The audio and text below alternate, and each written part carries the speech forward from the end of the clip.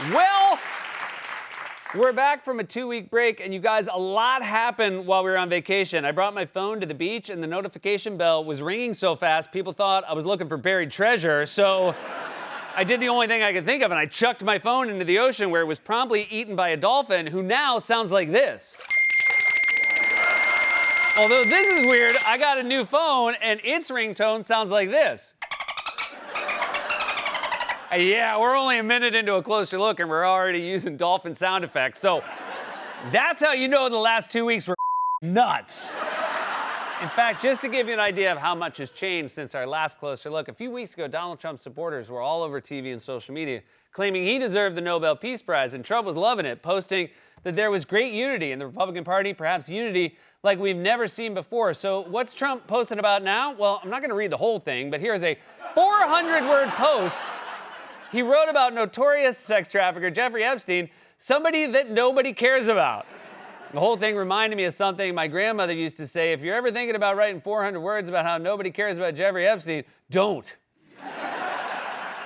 For more on this, yeah, that's right, we haven't even started yet. For more on this, it's time for a closer look. If you thought we'd come back from our 2-week break with a laundry list of good news, well, I'm sorry, but clearly you haven't been watching this show. If the news gets any worse, we're going to have to start doing a closer look in black and white and change the title to French.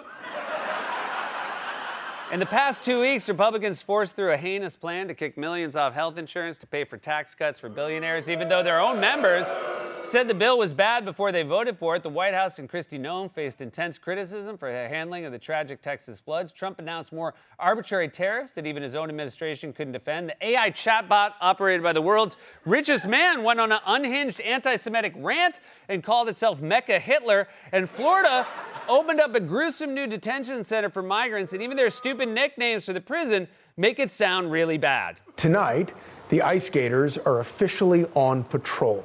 Alligator Alcatraz is open for detention, and the first batch of bad hombres are checking into their swamp suites. Democrats, they're not giving the Gator Gulag a chance. I'm sorry, is the burn on Democrats that they're not giving a gulag a chance? Because gulags are like never a good idea. A real estate agent never says, plus there's a big backyard that you could turn into a patio, or hear me out, a small to mid-sized gulag. Okay, I can see from your faces you're not even giving it a chance. Also, it really speaks to how cruel the Trump administration is that calling it Alcatraz or Gulag isn't bad enough. They have to go with Alligator Alcatraz and Gator Gulag. Soon he's going to be telling us about Great White Guantanamo. The days of Guantanamo being a glorified country club are over, because now there's sharks. As a result of all this, Trump's approval ratings have taken a hit, including among Republicans, which is a huge turnaround from just 2 weeks ago when MAGA was ecstatic. President Trump is going to win the Nobel Peace Prize. President Trump may end up with 34 Nobel Peace Prizes. I think he deserves a Nobel Peace Prize. Sounds like a citation to a Nobel Peace Prize to me. There's no one more deserving of the Nobel Peace Prize than Donald J. Trump. If the Nobel Peace Prize were worth anything anymore, I would say the president certainly deserves one. Yeah, sadly, the Nobel Peace Prize is no longer worth anything after they gave it to do-nothing bums like Jimmy Carter, the World Food Program, and Malala. Sure, Malala may have won it for her struggle against the suppression of children and young people and for the right of children to education, but has she ever dressed up like a garbage man and danced to YMCA? In fact, Trump is so respected around the world, he received a round of applause this weekend at the FIFA Club World Cup.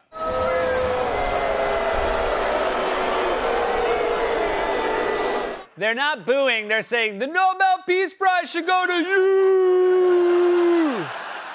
Although my favorite of Trump's contributions to this weekend's tournament was when the winners, Chelsea, were about to lift the trophy, and the head of FIFA was trying to tell Trump to get the out of the way. Oh, did you guys forget? Human Smaug never walks away from gold. Mr. President, come this way, but they won't give me the plate. It's their plate, sir. I won't leave without my beautiful plate. Also, why are you there? This isn't your moment. You weren't on the team, unless I missed the part of the game where you subbed in as a goalkeeper. Oh,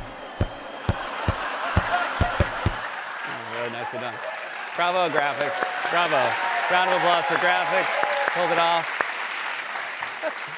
Hey, also, what do you think the chances are that Trump thought Chelsea was the New York neighborhood? Congratulations to Chelsea. They got a lot of art galleries, a lot of gays, and now a big old golden blade.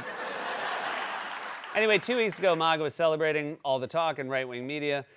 It was about Trump getting the Nobel Peace Prize, and now? The Jeffrey Epstein story. The refusal to release anything from Jeffrey Epstein. You saw what happened with Epstein. Tapes of Jeffrey Epstein. Client list for Jeffrey Epstein. The Epstein client list. Jeffrey Epstein. Epstein. It's almost like the Justice Department doesn't want us talking about Jeffrey Epstein anymore. Right-wing media is spending more time talking about Jeffrey Epstein than they are about Donald Trump. I just hope they don't get their wires crossed and combine talking points. Jeffrey Epstein is going to win the Nobel Peace Prize. And Trump, to put it mildly, is very perturbed by all the Epstein talk. Are you still talking about Jeffrey Epstein? This guy's been talked about for years. Are people still talking about this guy, this creep? That is unbelievable. I mean, I can't believe you're asking a question on Epstein at a time like this. Oh, very nice acting. Very nice. I mean, forget the Nobel. I think you're finally going to get that Emmy.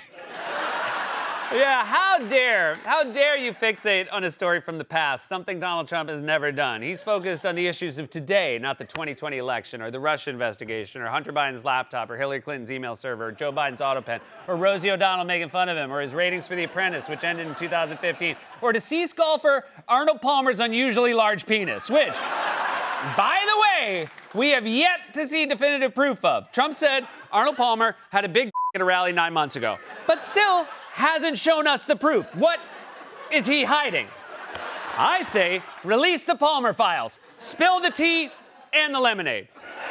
Of course, all this MAGA infighting over Epstein is a monster of their own making. They made the Epstein conspiracy a center of their worldview, despite the fact that Trump and Epstein were photographed together and partied together, and Trump called Epstein a terrific guy, and Epstein called Trump his closest friend of 10 years. MAGA ignored all that and remained hyper-fixated on the Epstein story. Who's on the Epstein tapes, folks?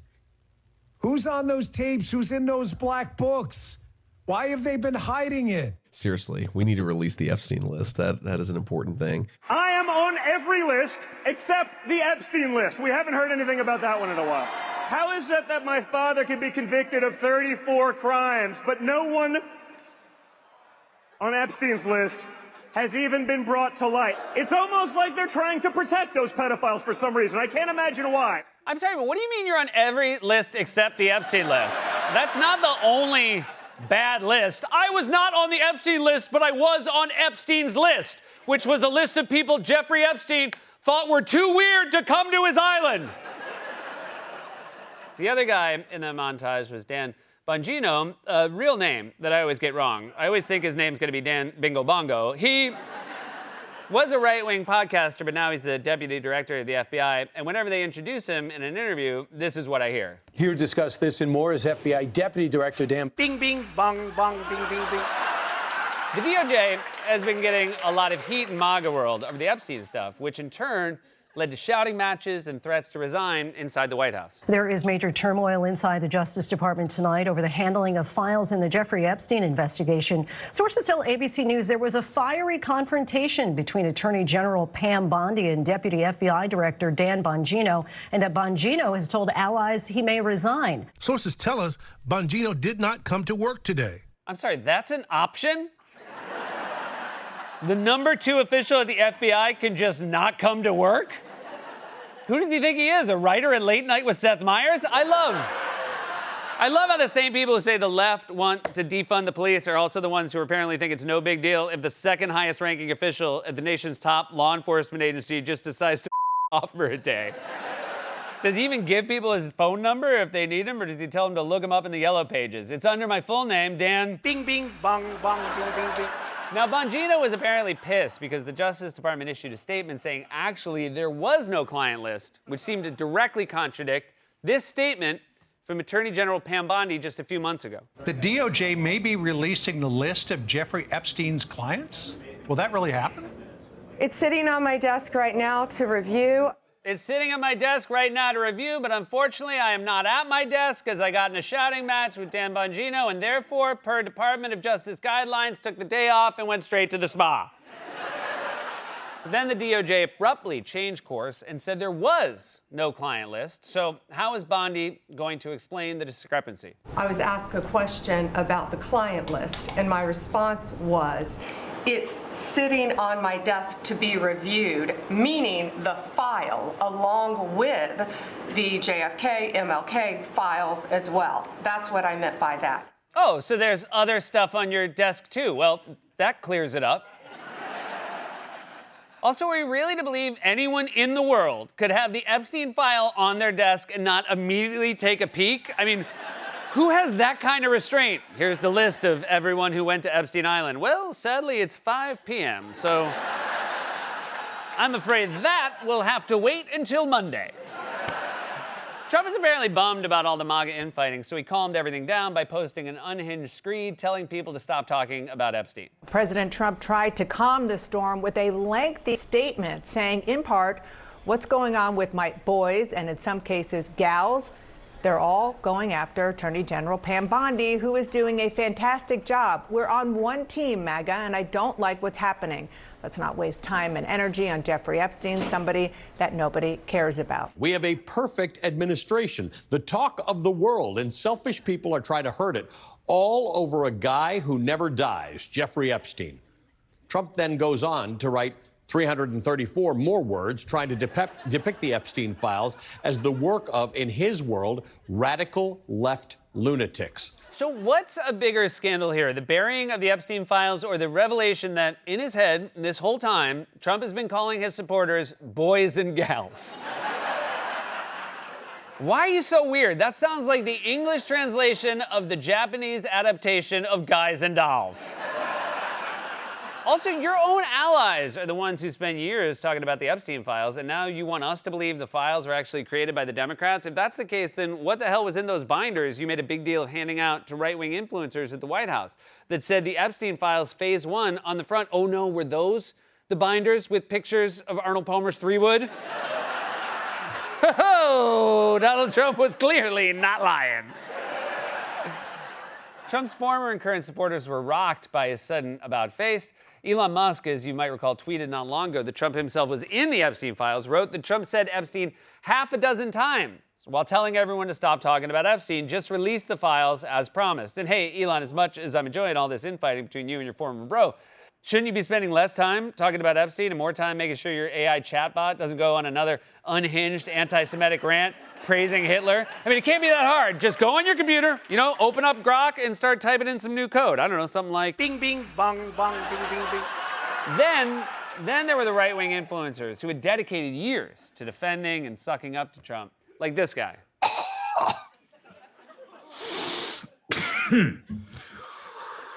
Okay.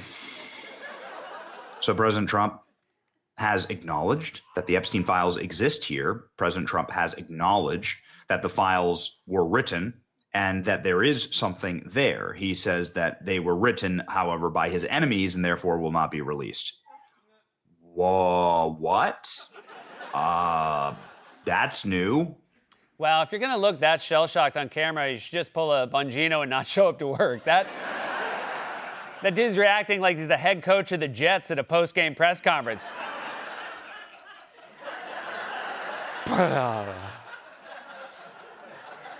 How many turnovers do we have? 9? Wow, that's new.